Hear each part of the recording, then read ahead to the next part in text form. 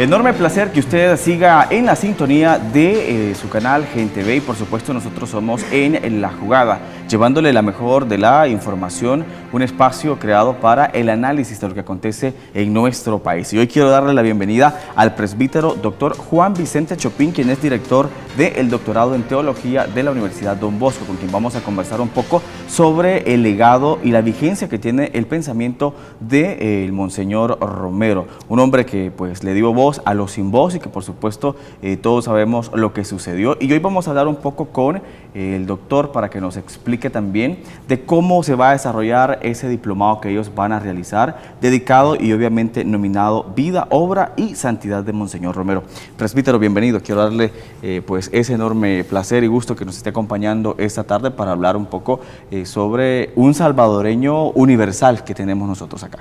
Buenas tardes, me da mucho gusto compartir con usted, Johnny, y también con este canal pues, tan especial pues, para estar actualizados aquí en El Salvador, y sobre todo el tema que nos ocupa esta tarde, que es el tema de Monseñor Romero, una figura pues, que enaltece a El Salvador a nivel internacional. Claro, recientemente hemos nosotros conocido y participado también del 101 aniversario del natalicio de Monseñor Romero, pero no solo eso está, sino que también el próximo 14 de octubre será canonizado.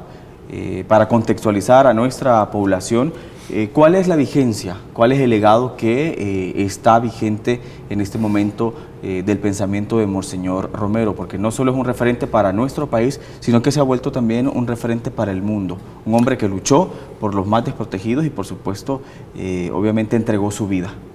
Sí, bueno, la primera prueba de la vigencia del pensamiento de Monseñor Romero es la canonización misma, que en términos técnicos es una ceremonia pública. Claro. Con la cual el Vaticano concluye el proceso de canonización, restando solamente un documento, una bula que se hace en la cual queda consignado el evento. Pero en este caso, pues, cuando la Iglesia presenta a un cristiano como modelo de santidad para todos los cristianos y todos aquellos que estén dispuestos a reconocerlo, aunque no sean católicos, claro, incluso evangélicos y personas que no profesan ningún tipo de religión, incluso lo admiran. Entonces, la ceremonia misma, en cuanto tal, da pruebas de la actualidad del pensamiento de Monseñor Romero. Claro. De otro modo, la Iglesia no lo propondría como ejemplo, ¿verdad? Entonces, luego nosotros estamos llamados a hacer un estudio, un análisis de sus escritos, de sus homilías, de sus cartas pastorales, de sus notas editoriales, porque le gustaba mucho pues, la parte periodística a Monseñor Romero, sobre todo en la radio y la prensa escrita, pues tiene mucho material producido. Claro. De hecho, la Don Bosco acaba de publicar otro libro, un libro con el cual aborda ese tema, Monseñor Romero y los medios de comunicación. Entonces, el pensamiento de Monseñor Romero es muy, muy actual. De hecho, podemos sostener sin ningún problema que hasta la fecha todavía no se ha hecho pues, un estudio concienzudo del legado, de la herencia que nos deja Monseñor Romero. Y a partir de la canonización, pues ese es el reto y eso es lo que estamos haciendo nosotros actualmente. Claro. Quiero que me comente un poco de cuál es la importancia y por qué deciden ustedes como Universidad Don Bosco realizar este diplomado que lleva como nombre Vida, Obra y Santidad de Monseñor Romero, que lo promueve el programa de doctorados de Teología de la Universidad Don Bosco. Sí, el propósito es tener un conocimiento crítico del legado y de la persona de Monseñor Romero. Y también está el apartado de la santidad, que es una cuestión muy técnica, que en términos existenciales pues, se puede entender como la perfección que una persona desarrolla en una línea religiosa, en un ámbito religioso. Pero nosotros lo que queremos es presentar un diplomado a nivel universitario en el sentido de que las personas puedan tener un conocimiento más avanzado de los contenidos de la predicación de Monseñor Romero y de la vida de Monseñor Romero. Por eso se traen especialistas y personas que lo han conocido y otros pues que han profundizado en su obra, ¿verdad? Entonces, el propósito es ese, que no nos quedemos con lo que dice la prensa, más o menos alineada con un tipo de ideología específica. Claro. Que no nos quedemos con las líneas políticas que tira un partido específico, sino que por nuestros propios medios indaguemos si esas afirmaciones son ciertas o no.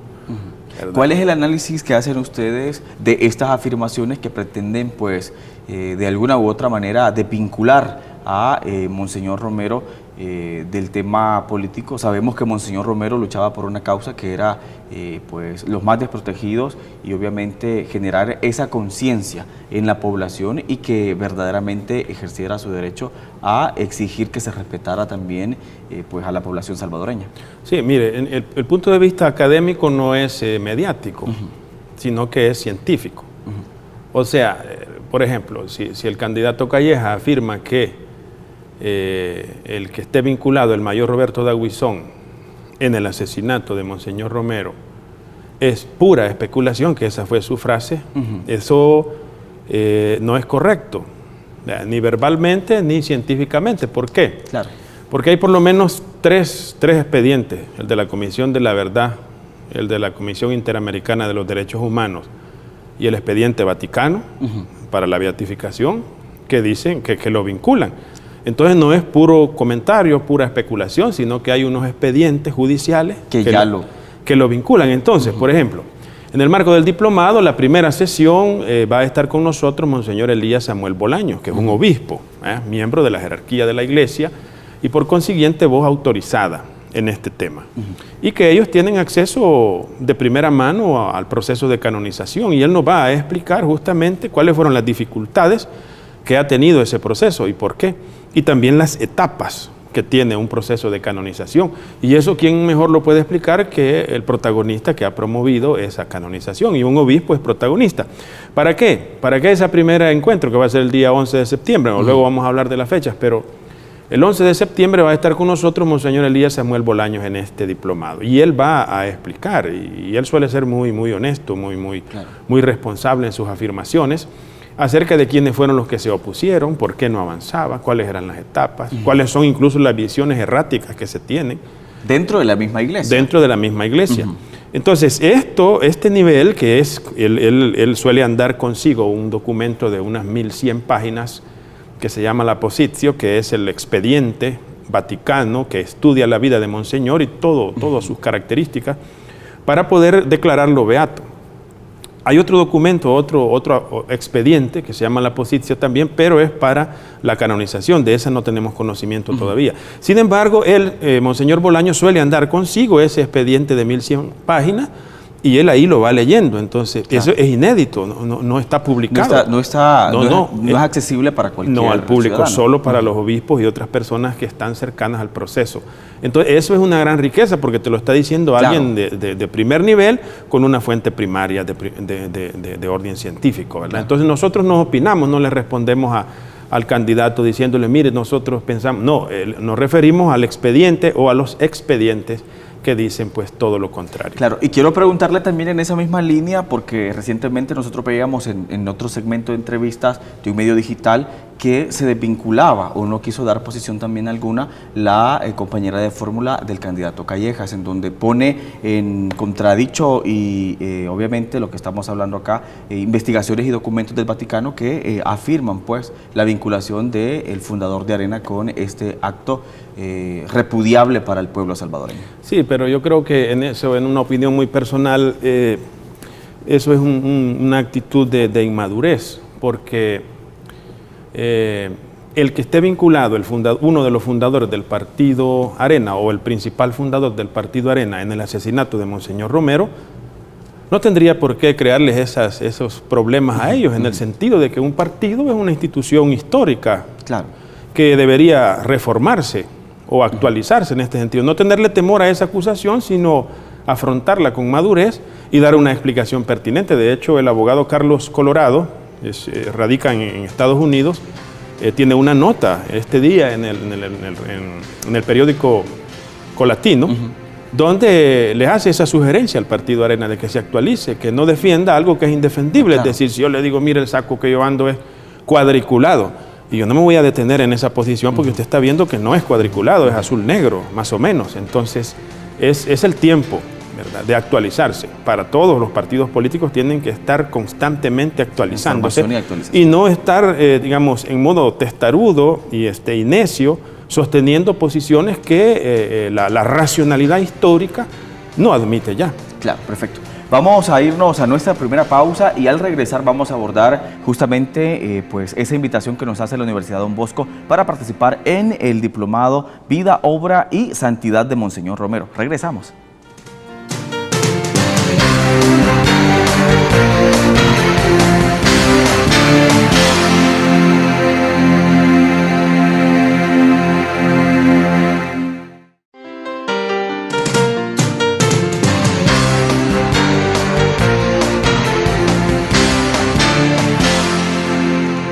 Gracias por continuar en nuestra sintonía. Nosotros retomamos señal para continuar abordando una temática que es muy importante y la Universidad Don Bosco obviamente está invitándole a usted para que participe en este diplomado denominado Vida, Obra y Santidad de Monseñor Romero.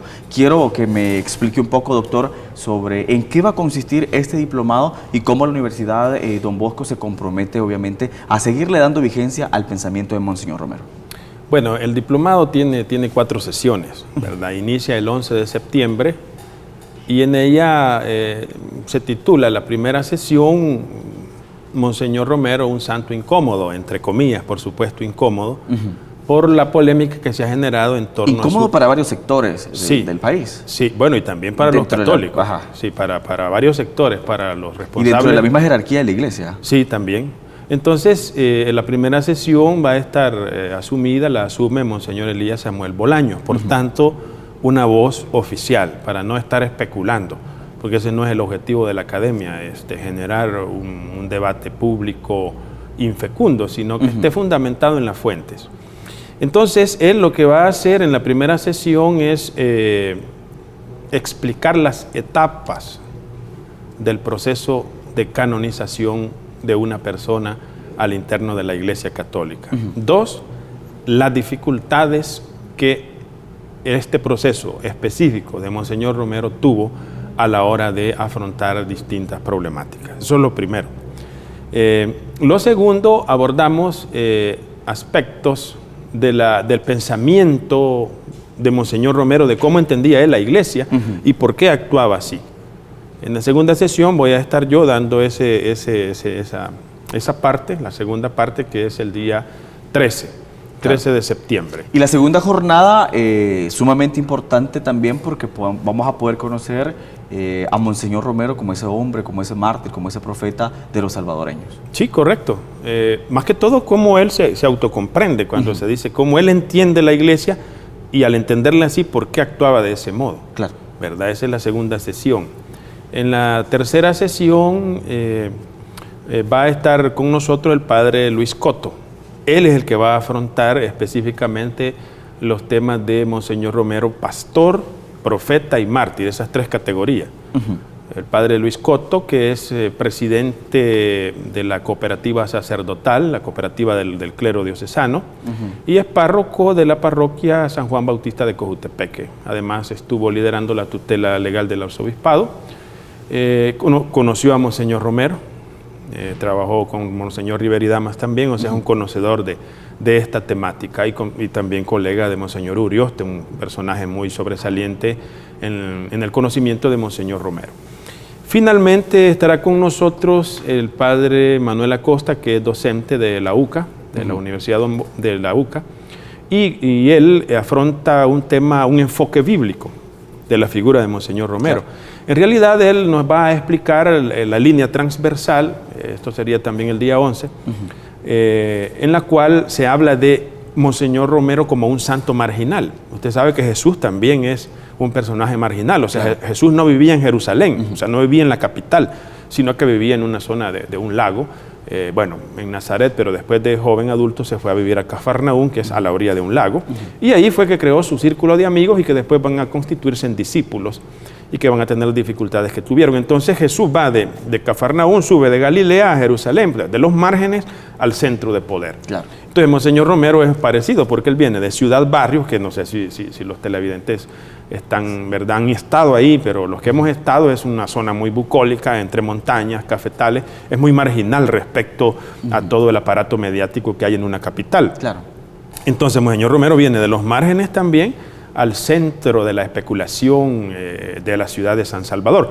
En este sentido, pues, digamos, son los pasajes que tiene el diplomado que estamos ofreciendo en la Universidad Don Bosco. Quiero preguntarle sobre la cuarta sesión que va a tener el diplomado, sobre cuál es la concepción de Monseñor Romero para la iglesia, o cómo Monseñor Romero concebía la iglesia.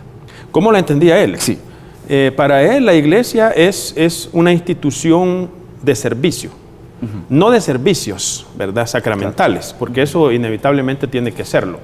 Es decir, la iglesia ofrece una serie de servicios, bautismos, funerales, etcétera, matrimonios, pero no, es una iglesia servidora, vamos a decirlo con mayor propiedad. Una iglesia servidora en el sentido de que ella no se autocomprende como una institución imperial o una institución que se vanagloria en su santidad, sino que ella, en la misma línea que el Papa Francisco, ¿verdad? Una iglesia que va al encuentro de los que sufren. Por eso Monseñor Romero va a hablar de una iglesia samaritana, es decir, una iglesia que sale al encuentro de los que sufren e intenta curar sus heridas y estar al lado de ellos en su sufrimiento. Entonces, esta es la concepción. Es una iglesia pobre, ¿verdad? Es una iglesia, aunque parezca extraño, patriótica, como vamos a descubrir en esta sesión. Es una iglesia empática, es decir, que se deja impresionar por el sufrimiento del pueblo y no es indiferente. Es decir, la visión de la iglesia de Monseñor Romero coincide muy bien con la visión de la iglesia de Pablo VI, de Juan XXIII y por supuesto del Papa Francisco. Estamos en la misma línea de pensamiento, una iglesia pues muy responsable, muy exigente, que se toma el Evangelio en serio. Claro. Muy importante la temática que estamos abordando. Vamos a irnos con nuestros anunciantes nuevamente, pero al regresar vamos a abordar también cuál es el contenido de este libro Teología del Martirio Cristiano, que por supuesto el doctor Vicente nos va a explicar cuál es parte del contenido de este libro. Regresamos en breves momentos.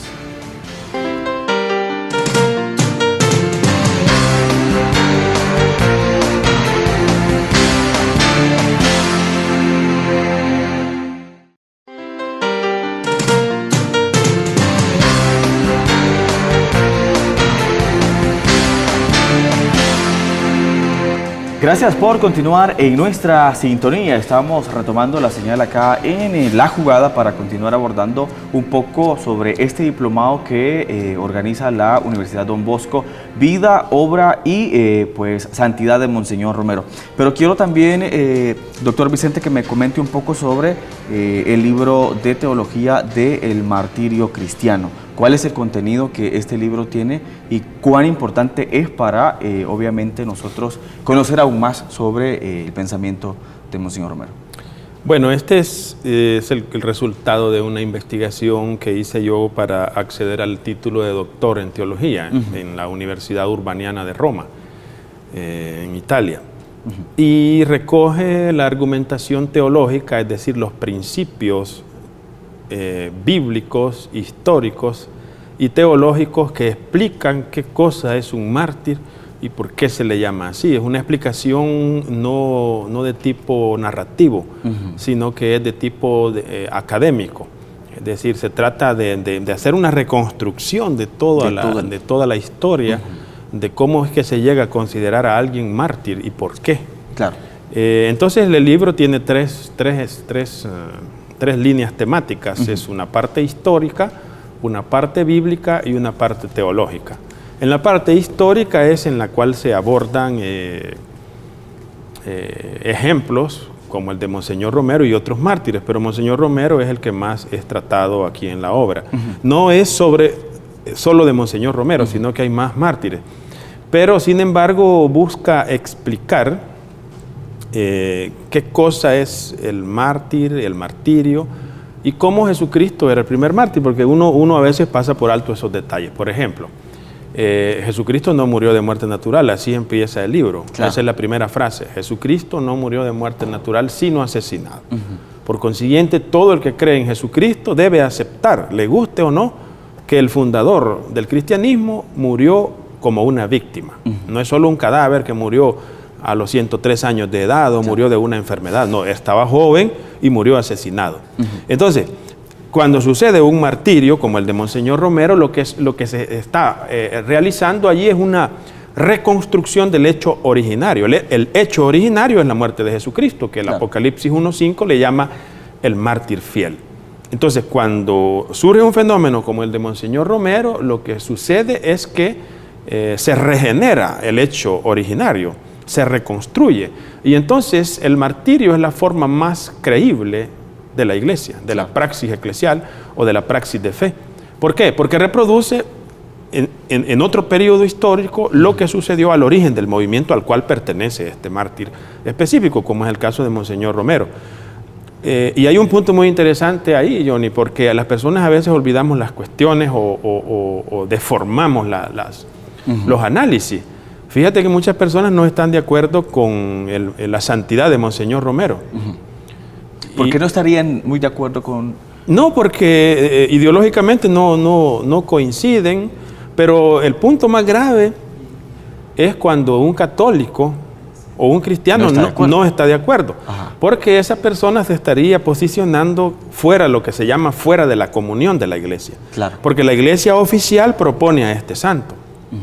Y todos los católicos estamos obligados a aceptar esa disposición. ¿Ahí hay una vinculación ideológica? Sí, hay un prejuicio ideológico. No todas las personas están obligadas a ser devotas de San Romero, no. Como no todos estamos obligados a ser devotos de San Francisco o de San Antonio de Padua, o del Divino Niño. Pero sí todos estamos obligados a aceptar las disposiciones de la Iglesia Católica, todos los católicos, se entiende, no los que no forman parte de la Iglesia. En este sentido, cuando se dice, y critican a Monseñor Romero de que hay un sector de que no está de acuerdo con la santidad de Monseñor Romero, se les olvida fácilmente que Jesucristo, no todos estaban de acuerdo con él. Si los que lo mataron fueran los jefes de la religión de su tiempo, a Jesucristo. Entonces me vas a decir que vos tenés razón en el presente histórico al decir que no estás de acuerdo con Monseñor Romero, con su santidad, y vas a negar que en tiempos de Jesucristo también hubo muchísima gente que no estuvo de acuerdo con él. Entonces, ¿cómo es eso? ¿Que entras en una esquizofrenia cristiana o qué? Es un asunto complicado, pero hay que explicarlo cada vez. Claro. Y eso sí, el libro trata de explicar cómo el mecanismo ideológico puede llevar a una persona a posiciones radicales que lo sitúan fuera de la comunión de la iglesia. Ahí se generan esas contradicciones. Ahí se generan esas contradicciones. Quiero también que me explique un poco por qué es importante el estudio del pensamiento de Monseñor Romero. Bueno, fíjese que en realidad estamos al inicio de ese trabajo. ¿Por qué? Porque lo que tenemos muchos son aspectos históricos, aspectos narrativos también, testimoniales, pero hay poco material sistemático. Cuando nosotros hablamos de un material sistemático es que usted coge la obra completa de Monseñor, escritos, notas periodísticas, cartas pastorales, homilías, discursos que él dio y hace un estudio transversal de toda esa obra. Ni siquiera tenemos la obra completa de él publicada en modo crítico.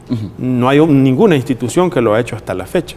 Entonces, esos son los pasos que hay que ir dando. Luego vamos a ir estudiando por aspectos, evidentemente, Monseñor Romero y los derechos humanos. Por ejemplo, la semana pasada, el miércoles pasado, la Don Bosco presentó un libro que se titula Monseñor Romero y los medios de comunicación, porque es un aspecto muy interesante cómo él, con unos recursos tan limitados, logró tener el impacto que tuvo.